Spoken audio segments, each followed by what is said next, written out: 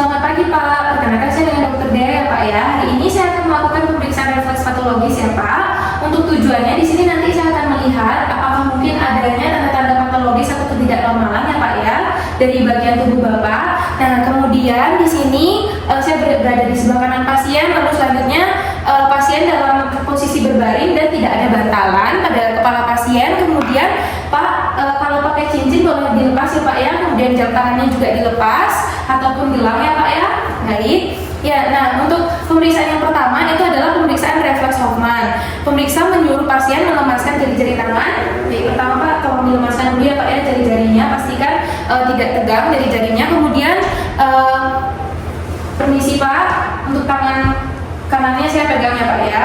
Lalu di sini saya akan melakukan ekstensi pada jari tengahnya. Lalu akan saya petik. Untuk Hoffman itu saya akan petik ke arah bawah ya Pak ya. Nah di sini normal dikarenakan kalau misalnya abnormal itu biasanya ditemukan kalau timbul fleksi pada ibu jari, jari telunjuk dan juga jari-jari lainnya ya Pak ya. Terus kemudian saya juga akan lakukan di tangan sebelah kiri, permisi Pak, ekstensi jari tengah, kemudian saya akan petik ke arah bawah. Nah di sini tidak ditemukan adanya fleksi jempol ataupun jari-jari lainnya ya Pak ya. Baik Pak, untuk pemeriksaan kedua masih di jari-jari ya Pak ya, yaitu refleks Trauner. Refleks Trauner ini Bapak relaksasi juga Pak jarinya. Lalu di sini juga saya akan memeriksa pada bagian jari tengah Bapak. Nah di sini saya akan memeriksa bagian jari tengah pasien. Kemudian saya akan melakukan fiksasi pada sendi interfalangeal distal pasien. Permisi Pak, ya. Di sini akan saya petik ke arah atas untuk yang Trauner. Permisi ya Pak ya. Nah, di sini tidak menunjukkan adanya tanda-tanda abnormal dikarenakan untuk jempol atau ibu jari pasien dan juga jari-jari yang lainnya itu tidak menunjukkan adanya fleksi. Lalu untuk yang selanjutnya di tangan kiri juga kita lakukan yang sama. Saya pegang di bagian sendi interfalangeal yang bagian distal, kemudian saya petik ke arah atas seperti ini. Nah, di sini tidak menunjukkan tanda-tanda abnormal dikarenakan untuk ibu jari pasien kemudian jari-jari lain itu tidak adanya tanda-tanda fleksi.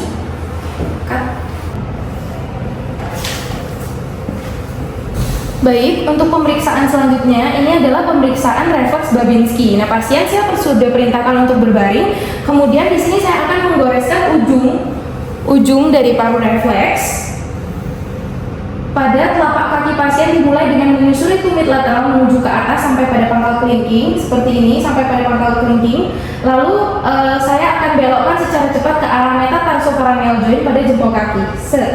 Saya ulangi dari lateral sampai ke pangkal, kemudian ke arah metatarsofarangeal joint secara cepat. 1, 2, 3, set. Oke. Lalu selanjutnya di sini pada kaki kiri juga dilakukan hal yang sama. Set. Baik. Nah di sini saya akan mengamati dan juga melaporkan respon pasien. Nah jika positif itu ibu jari pasien itu akan mengalami dorsofleksi, kemudian disertai dengan pemekaran dari jari-jari lain. Tetapi tadi saya tidak menemukan adanya hal tersebut. Saya ulang sekali lagi ya Pak ya, untuk memastikan bahwa tidak ditemukan adanya keabnormalan tersebut. 1, 2, 3. Ya. Di sini untuk jempol kaki pasien tidak mengalami dorsofleksi dan juga jari yang lain tidak mengalami pemekaran. Baik, di sini untuk pemeriksaan selanjutnya itu adalah refleks Babinski. Nah, di sini pasien sudah berbaring, kemudian saya selanjutnya akan menggoreskan ujung dari paru refleks pada telapak kaki pasien dimulai dengan menyusuri tumit lateral menuju ke atas sampai dengan pangkal kelingking pasien. Lalu saya akan melanjutkan goresan dibelokkan secara tepat ke arah metatarsofarangeal joint. Nah, di sini pada pangkal jempol kaki pasien, permisi ya Pak ya.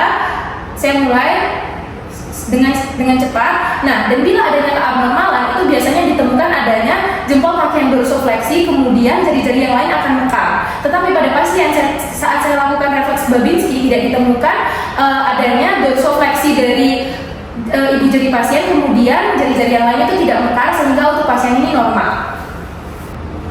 Nah, baik, untuk pemeriksaan selanjutnya itu adalah refleks Cadok. Nah, di sini pasien sudah berbaring, kemudian saya nanti akan menggoreskan ujung dari paru refleks mulai dari bagian inferior malleolus lateralis sampai dengan kulit dorsum pedis bagian lateral berlawanan jarum jam. Seperti ini saya contohkan, permisi ya Pak ya. Nah, di sini akan saya goreskan ujung dari paru refleks, kemudian ditekan sus. Nah, dan bila adanya keabnormalan itu biasanya ada respon pasien dengan dorsofleksi pada ibu jari, kemudian jari-jari yang lain itu akan mekar. Tapi pada pasien saat saya lakukan refleks cadok tadi itu tidak ditemukan adanya keabnormalan tersebut, sehingga untuk refleks cadok pasien ini negatif. Baik, di sini untuk pemeriksaan selanjutnya itu adalah refleks Oppenheim. Nah, di sini nanti saya akan menyeret kepalan tangan seperti ini. Nah, antara jari 2 dan 3 dengan penekanan secara tepat di sepanjang anteromedial tibia dari regio infrapatella pasien. Nah, pasien itu saya sarankan untuk mengangkat bagian celananya agar tibianya ini terekspos. Oke, lalu saya akan mulai seperti ini. Lalu saya akan berikan penekanan, lalu akan saya tarik, seret sampai ujung seperti itu. Nah, nanti akan terlihat respon bila abnormal, akan terlihat respon berupa dorsofleksi dari ibu jari, kemudian pemekaran dari jari-jari yang lain. Tapi pada pasien tidak ditemukan hal tersebut, sehingga untuk refleks Oppenheim pasien ini negatif. Baik, untuk pemeriksaan selanjutnya itu adalah pemeriksaan Rossolimo. Nah, pemeriksaan ini pasien sudah berbaring, lalu selanjutnya saya akan mengetuk ball of foot atau di bawah jari-jari kaki pasien. Nah, ini boleh diperiksa dimulai dari jari kaki kedua, 3, 4, ataupun 5. Nah, atau permukaan pelantar kaki dengan menggunakan paru refleks. Di sini saya gunakan paru refleks. Saya akan mengetuk di jari 3, di jari 4 dan juga 5. Permisi ya, Pak. Kemudian di bagian yang di bawah jari kelima. Nah, biasanya jika ada keabnormalan itu akan terjadi plantar fleksi, khususnya jari-jari yang paling kecil. Nah, plantar fleksi itu seperti ini. Ya, respon pasien akan seperti ini. Tetapi saat saya ketuk tadi menggunakan paru refleks tidak ditemukan adanya reaksi tersebut pada pasien, sehingga untuk pemeriksaan Rossolimo ini negatif.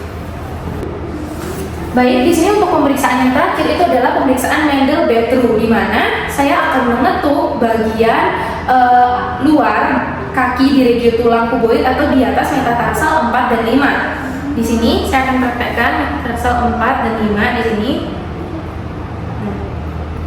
Baik. Nah, dan jika adanya ketidaknormalan atau abnormal, maka akan terjadi fleksi jari-jari kaki seperti ini.